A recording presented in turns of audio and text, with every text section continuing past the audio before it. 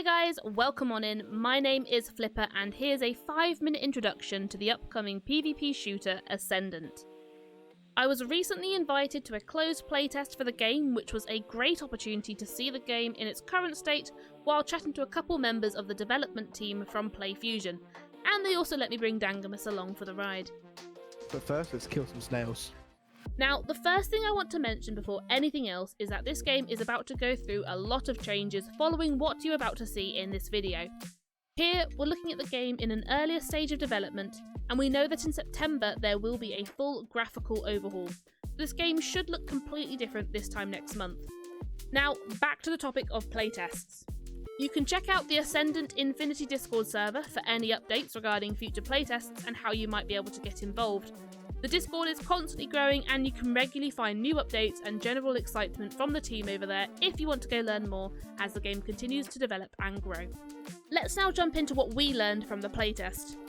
First things first, Ascendant is a PvP shooter where your main goal is to extract valuable resources from the map called Harmony. These resources can then be used later in the lobby to improve your character. At the end of the day, it doesn't matter how you come about acquiring and extracting these resources, that is for you and your team to decide. The main thing to remember in your trio is that strategy is key. So let's have a quick look at some of the strategies that you might consider. Taking down catamores, or as we called them, giant snails, and other PvE fights will give you energy. These bright blue canisters can be found around the map, however PvE can be a more reliable source to build up your team's energy levels. Depositing this energy at a shop enables you to buy better gear, including shields and weapons, and each of these items remain with you in the game even after death. Speaking of which, you each start with 3 lives. There is an opportunity for your teammates to revive you before losing a life, but you do need to be quick with this. Any gear that you acquire that is not from the shop will be lost each time your character dies and respawns. Once you have accumulated your energy and improved your gear, you may then start to think about locating and extracting resources. However, your opponents could already be one step ahead of you. As you each load into a game with a basic loadout, you might instead choose to hunt down resources straight away. Hoping to gain the advantage over your opponents by racing in, you can ignore the shop and run straight to what is called your forward base, and start identifying where the valuable resources are. Once located, you can sprint to the resource, initiate the collection process, grab it and run to your main base in order to extract it. The resource carrier will then be highlighted for all other players on the map as they must run on foot to their main base. This is where the ambush strategy will come into play. Some opponents may take a step back and let you do all the work, only to swoop in and grab that resource at the end. Even if that resource is in the machine ready for extraction, there is still a chance that an opponent can take that resource for themselves within a set countdown period.